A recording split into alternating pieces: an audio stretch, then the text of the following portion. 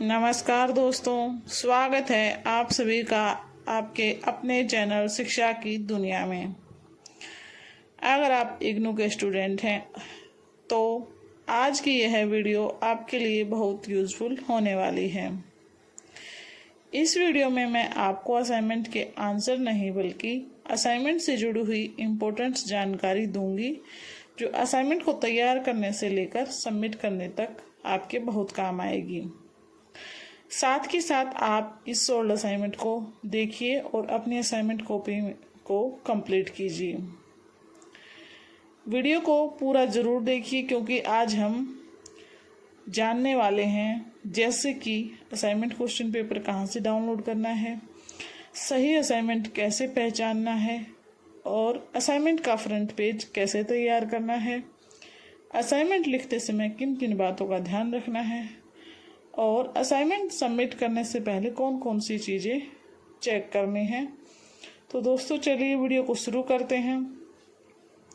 सबसे पहले जानते हैं असाइनमेंट क्या होता है।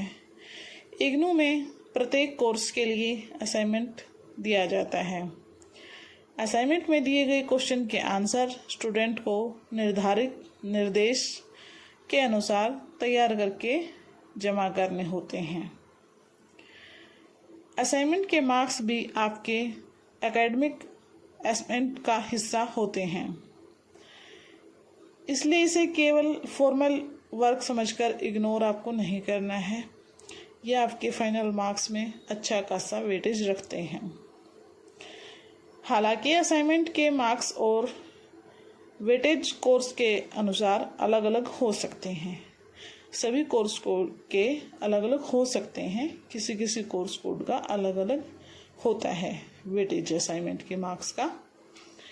इसलिए अपने करंट असाइनमेंट और प्रोग्राम की इंस्ट्रक्शंस जरूर चेक करें।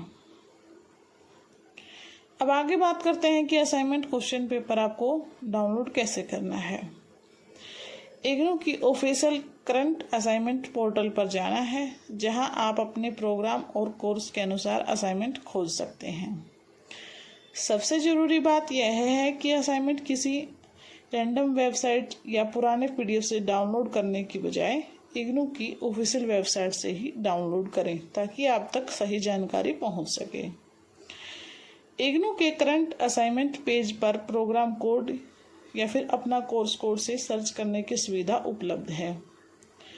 असाइनमेंट डाउनलोड करने से पहले वैलिड सेशन और कोर्स कोड जरूर चेक कर लें और ये भी ध्यान रखें कि आपका जो सेशन हो आप उसी को सिलेक्ट करें। ध्यान रखना है पुराना असाइनमेंट देखकर उसे करंट असाइनमेंट ना समझ लें। अगर आप कोर्स कोड है तो सर्च बॉक्स में अपना कोर्स कोड डालकर असाइनमेंट चेक करें और अपने सेशन के लिए वैलिड पीडीएफ डाउनलोड करें जो कि फ्री ऑफ कॉस्ट होता है। अब आगे जानते हैं कि असाइनमेंट का फ्रंट पेज आपको बनाना कैसे है। असाइनमेंट का फ्रंट पेज बहुत इम्पोर्टेंट होता है। फ्रंट पेज पर सामान्य रूप से आपको बेसिक डिटेल्स लिखनी होती हैं जैसे कि आपका नाम, enrolment number, programme code, course title, study centre, regional centre, assignment number, आपकी जीमेल आईडी, मोबाइल नंबर और डेट आदि। ये सभी ज़रूरी चीज़ें आपको फ्रंट पेज पर मेंशन करनी होती हैं। अब आगे है कि आपको कौन सी बात ध्यान में रखनी है। इम्पोर्टेंट बात यह है, हर इग्नू प्रोग्राम में फ्रंट पेज एग्जैक्ट फॉर्मेट एक जैसा नहीं हो सकता है। कुछ प्रोग्राम में अलग डिटेल मांगी जाती है, इसलिए अपने असाइनमेंट पीडीएफ में दिए गए निर्देश में अलग डिटेल मांगी गई है तो उसे जरूर देख लें। इग्नू के अलग अलग करंट असाइनमेंट डॉक्यूमेंट्स में फ्रंट पेज पर अलग अलग डिटेल मांगी गई है। उदाहरण के लिए कुछ असाइनमेंट्स में name, address, enrolment number, admission session, course code, course title और रीजनल सेंटर ही मांगा जाता है। इसलिए मेरी सलाह है कि आप मेरे बताए फॉर्मेट को बिल्कुल भी एग्जैक्ट कॉपी ना करें। पहले ध्यान दें कि आपको अपना कोर्स कोड कौन सा है और उसमें कैसा निर्देश दिया गया है। अब असाइनमेंट लिखते समय किन किन बातों का ध्यान रखना है वो जानते हैं। सबसे पहली बात, असाइनमेंट को साफ और रीडेबल हैंडराइटिंग में लिखें जो आसानी से पढ़ा जा सके। दूसरी बात है, हर असाइनमेंट के लिए अलग शीट रखें और पेज को कोर्स वाइज व्यवस्थित रखें। तीसरी बात है, क्वेश्चन नंबर क्लियर लिखें और असाइनमेंट पीडीएफ में दिए गए निर्देश के अनुसार ही आपको आंसर लिखना है। निर्देश का मतलब है कि जैसे किसी में आपसे 500 वर्ड मांगा जाएगा, किसी में 400 भी हो सकता है। ये कोर्स कोड के अनुसार चेंज हो सकता है। किसी में 800 वर्ड्स भी मांगे जाते हैं, 100 वर्ड्स भी मांगे जाते हैं, 250 भी मांगे जाते हैं। इसलिए आपको जो आंसर लिखना है ना, अपने निर्देश के अनुसार ही तैयार करना है। चौथी बात है, जहाँ जरूरी हो वहाँ हेडिंग और इम्पोर्टेंट पॉइंट्स को अंडरलाइन कर सकते हैं।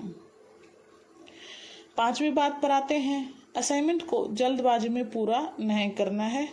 सबमिट करने से पहले असाइनमेंट दोबारा चेक कर लेना है ताकि आपसे कोई गलती ना हुई हो, बीच में कोई पेज मिस ना हो, आगे पीछे ना हो गया हो। ज़्यादा कटिंग है तो आप उसे पेज को हटाकर दोबारा से लिख दें। हाँ, जब आप असाइनमेंट लिखें तो आपको ब्लैक और ब्लू पेन का इस्तेमाल करना है और A4 साइज शीट का इस्तेमाल करना है। इसके लिए हम आगे बात करेंगे। इग्नू की गाइडलाइन में A4 paper, margin, question number और नीट प्रेजेंटेशन जैसी बातों का उल्लेख मिलता है, लेकिन पेपर साइज और एग्जैक्ट फॉर्मेटिंग प्रोग्राम की निर्देश के अनुसार अलग हो सकती है। इसलिए हमेशा अपने असाइनमेंट पीडीएफ को सेव करें और उसमें जो निर्देश दिया गया है उसी को फॉलो करें।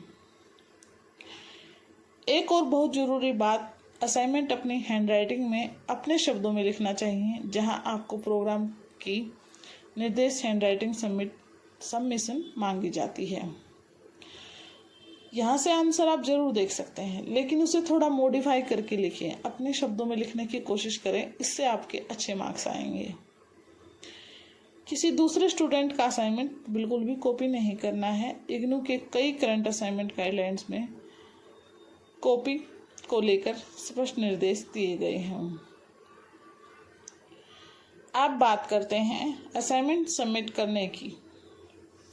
असाइनमेंट तैयार होने के बाद उसे कहाँ सबमिट करना है, यह आपके प्रोग्राम और रीजनल सेंटर की करंट इंस्ट्रक्शंस पर डिपेंड कर सकता है। कहीं फिजिकल सबमिशन की व्यवस्था होती है और कुछ रीजनल सेंटर में ऑनलाइन सबमिशन के लिए लिंक दिया जाता है। इसलिए आपके स्टडी सेंटर की गाइडलाइन जरूर देख लें। सिर्फ पुराने यूट्यूब वीडियो को जानकारी पर डिपेंड आपको नहीं रहना है। किसी भी पुराने वीडियो की जानकारी आप अगर रखते हैं तो एक बार नई वीडियो देख लें या फिर अपने जो स्टडी सेंटर हैं वहाँ पर पता कर लें। अपने रीजनल सेंटर की लेटेस्ट नोटिस आपको ज़रूर चेक करनी है, चाहे वो किसी भी बारे में हो। अगर ऑनलाइन सबमिशन की सुविधा दी गई है तो पीडीएफ बनाते समय रीजनल सेंटर की निर्देश को ध्यान में रखना है और उसको फॉलो करना है। कुछ रीजनल सेंटर निर्देश में कोर्स वाइज सिंगल पीडीएफ और फर्स्ट पेज पर स्टूडेंट डिटेल्स जैसी रिक्वायरमेंट्स दी गई है। मेरी तरफ से आपके लिए कुछ बहुत ज़रूरी सुझाव है दोस्तों। असाइनमेंट सबमिट करने के बाद उसका प्रूफ ज़रूर आपके पास रखें। जो आपकी रिसीविंग स्लिप होती है वो आपको ज़रूर से ज़रूर वहाँ पर लेनी है और उस पर आप जिस भी अध्यापक को अपने असाइनमेंट सौंप रहे हैं, सबमिट कर रहे हैं, उनके सिग्नेचर होना ज़रूरी है। और जितने भी आप कोर्स कोड के सोल्ड असाइनमेंट सबमिट कर रहे हैं सभी उस रिसीविंग स्लिप पर मेंशन होने चाहिए। अगर आपका एक भी कोर्स कोड छूट जाता है तो आपके उसके नंबर नहीं लग पाएंगे।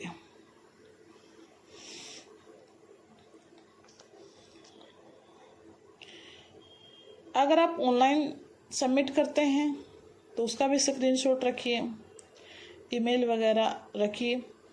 और अगर आप